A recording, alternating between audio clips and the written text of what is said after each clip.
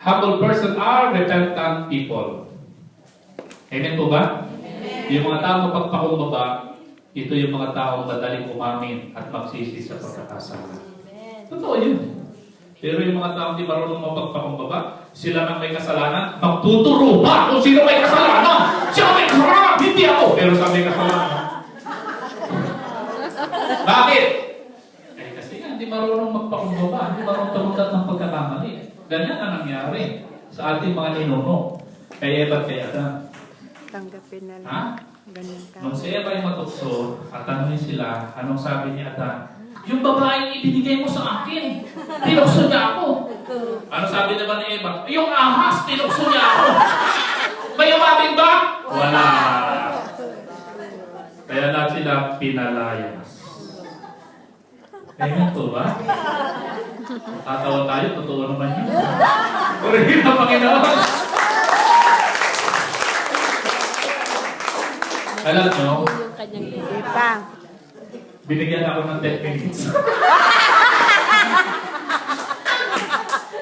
Okay. Kaya binibilis ako na. Okay. Humble person are repentant people. And finally, okay. Praise God. Hallelujah. Hallelujah.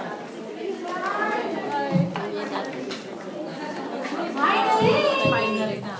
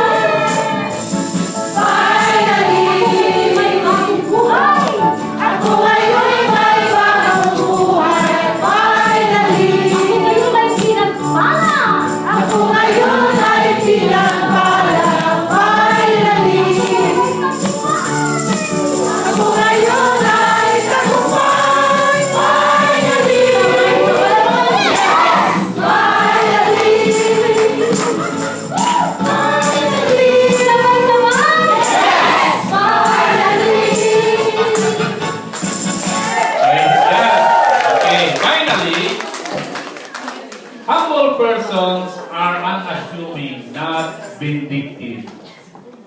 Ibig sabihin, hindi naghihiganti sa mga taong sa kanya'y nakagawa ng kasalanan. Amen po ba? Yes. Natatandaan natin si Joseph the Dreamer sa Old Testament. Di ba si Joseph, minaltrato ng kanyang mga kapatid? Ha? Siya ay inaapi-api. Kumbaga siya ay binubuli hanggang siya ay ibinenta, no? Ibinenta siya. Pero yung nakabili sa kanya, nagkaroon ng pagkakataon hanggang sa siya ay maging tagapamahala na ng bansang Egypto. Si Jose, na minaltrato at pinagpili, ay naging gobernador ng Egypt, no? At ang sabi doon sa Genesis chapter 50, verse 15 to 20, ito yung sabi doon. Mula nang mamatay ang kanilang ama, na si Jacob, nag-alala ng mga kapatid ni Jose. Sinabi nila, paano kung galit pa sa atin si Jose? Ito yung sabi ng mga kapatid ni Jose. At gantihan niya tayo sa kalupitang ginawa natin sa Kanya. Kasi alam nila, pinagmalupitan nila si Jose. Nagpasuko sila kay Jose at ipinasabi ang ganito. Bago mamatay ang ating ama, pinagbili niya na sabihin ito